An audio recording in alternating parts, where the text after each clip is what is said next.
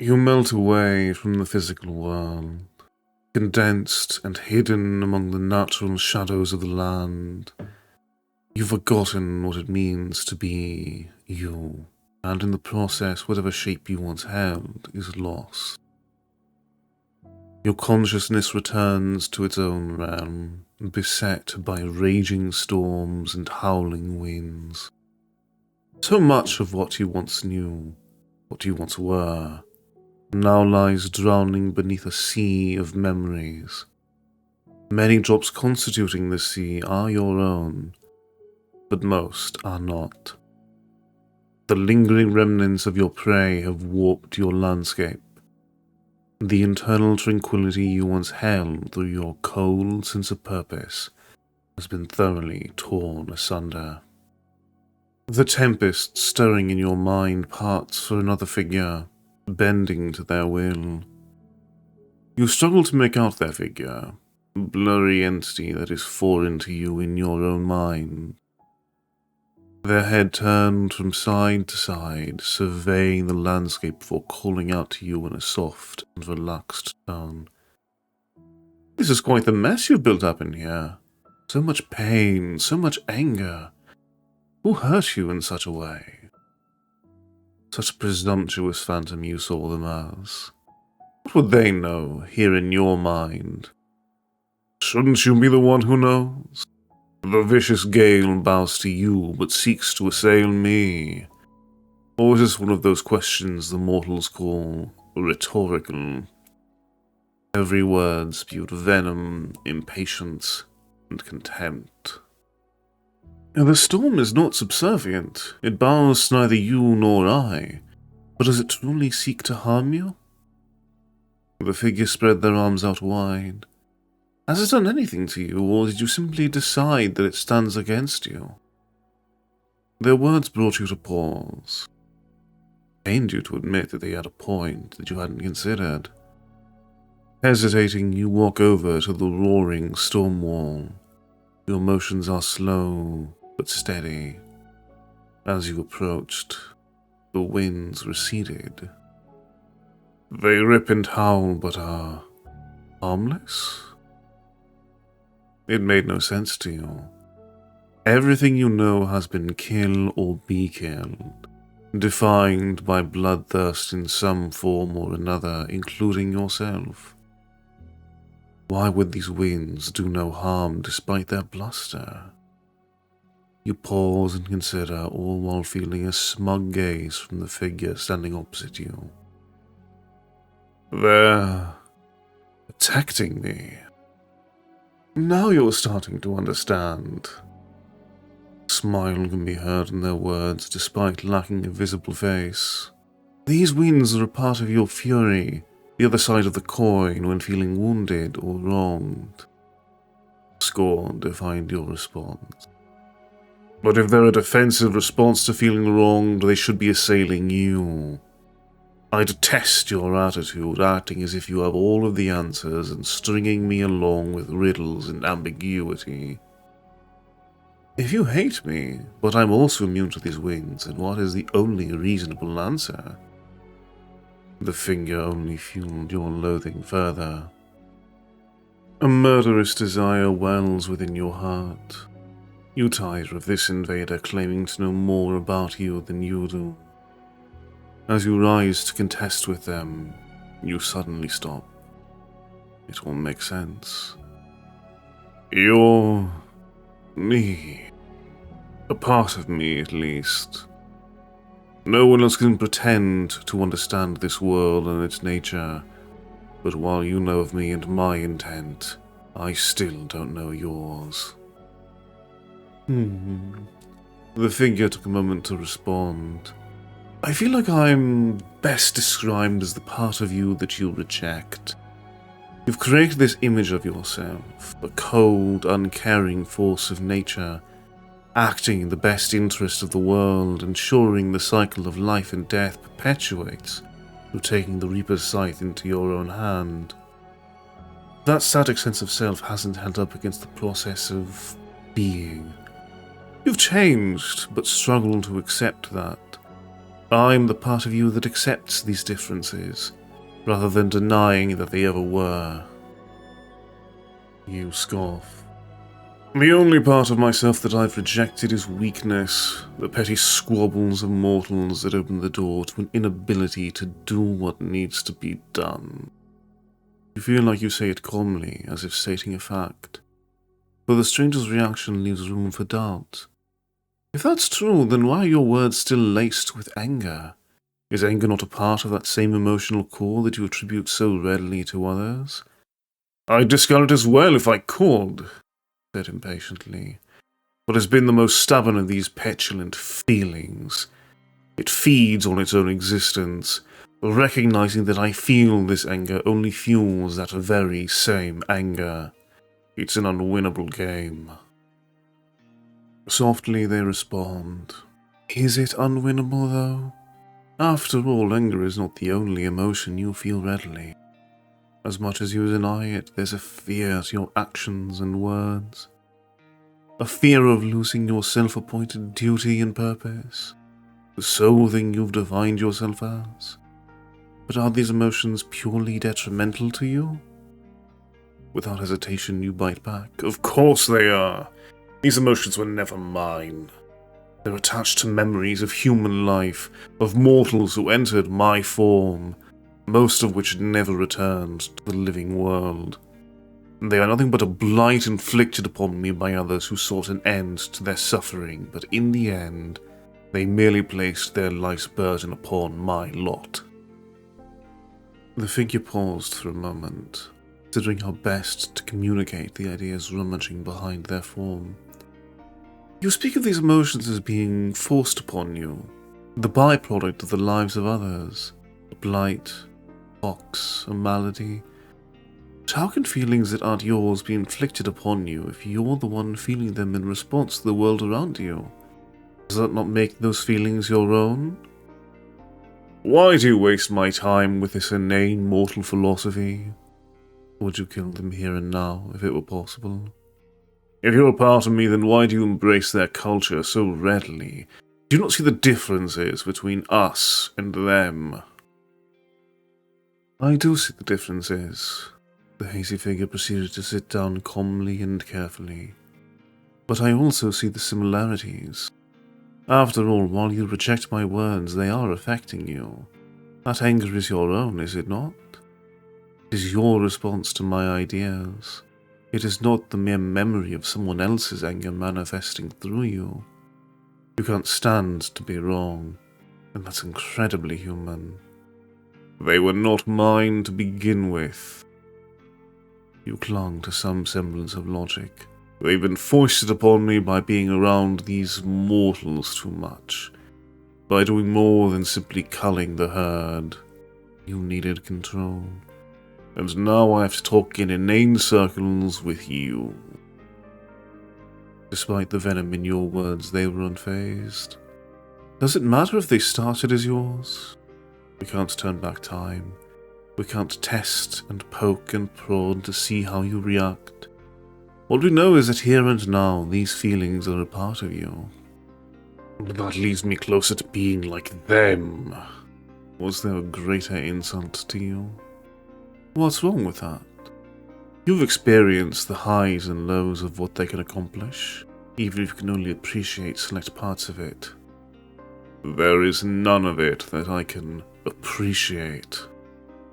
Really now. There was a glee in their voice as they remember your own feelings better than you do. What of the evolving agent? You spent years killing humans with a mere flick of your wrist. So few surprises in your day-to-day, and you never pursued any trails when they arose. You simply assumed you would be above anything that could hunt you time and time again. But there's still a mortal who pushed you to your known limits. A mere mortal with mortal technology who proved themselves stronger than you were at the start of your fight. Whether you admit it or not, that proof was addicting to you.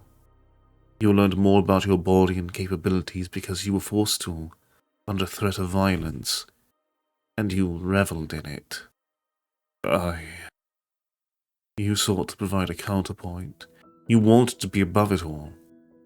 But they were right. Even before that point, they continued, ignoring your stammer, you delighted in the pain you caused. You'd grown to detest them rather than treat them with the objectivity you cling to. You hated them long before you recognized your emotions and tried to stifle them. Trials and torture chambers were created under the guise of a test, of learning the make of their metal, but it was never divine justice. It was always sadism, a desire to hear them in agony and enjoy your righteous indignation, a facet that is among your most human. You felt backed into a corner. You had no answers, no rebuttal. So what is left that separates us from them? Is it little more than our malleable form against their more rigid one? Who can say? Do we even truly know ourselves? We are still learning more of what we can do in recent weeks, let alone what we can be. How much else do we not know? We have yet to try and be more human, even if only to know what that could mean. How can we actively aspire to be inhuman without first defining what it means to be human? If we were to become more akin to them, though, what would become of our purpose?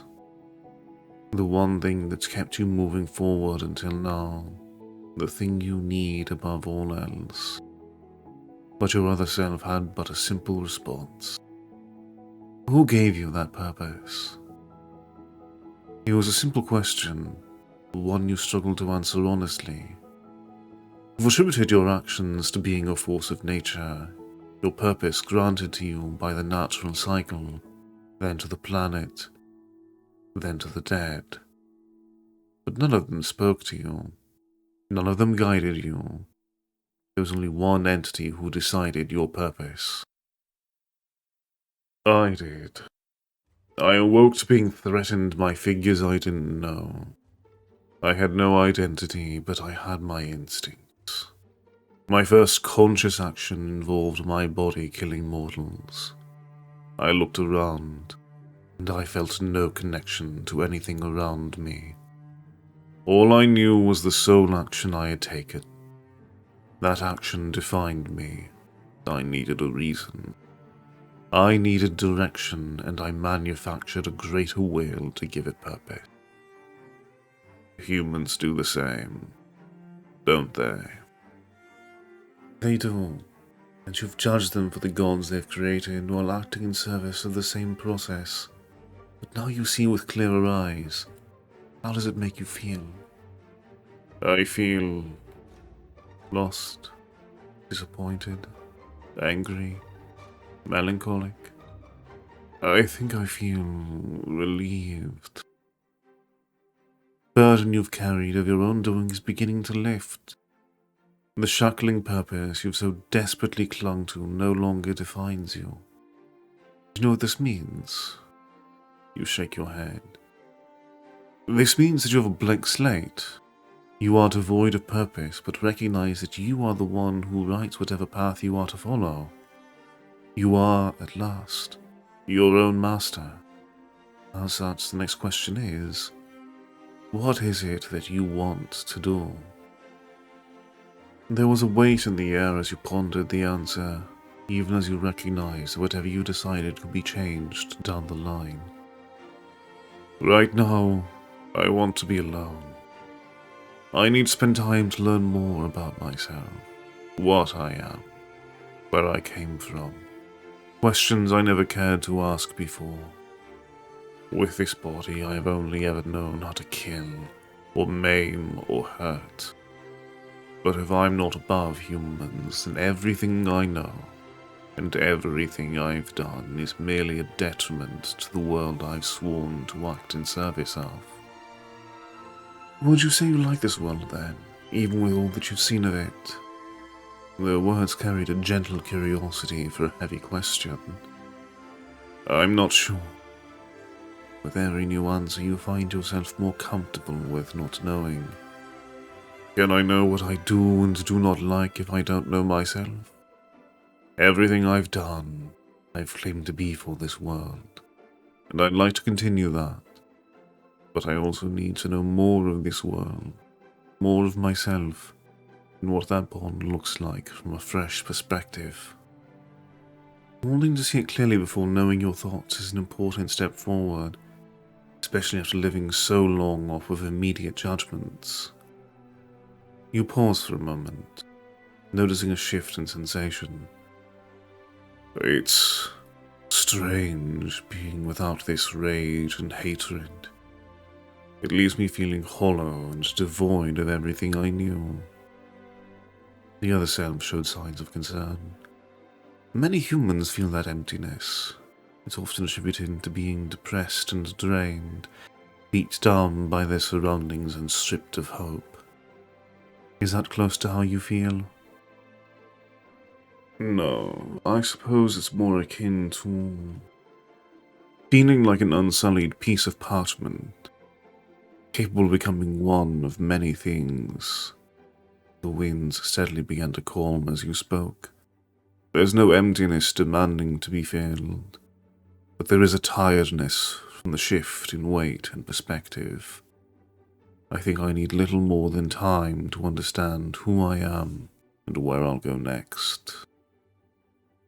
The world around you sat eerily still again.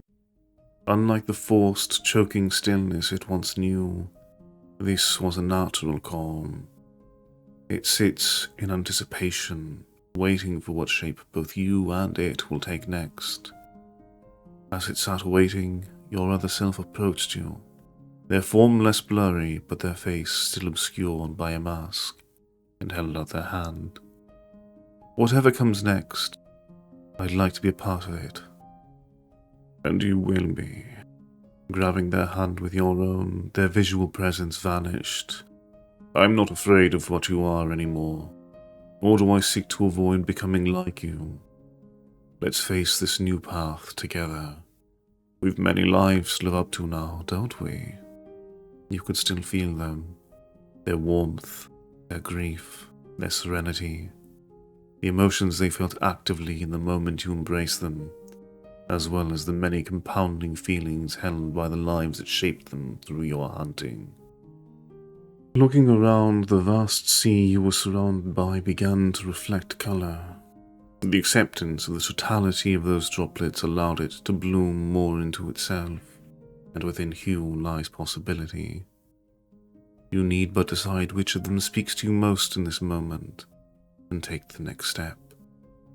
In the vivid world you now stand within, you finally recognize yourself. The soft emotions stirring within you provide reminders of this revelation. At long last, you are now whole.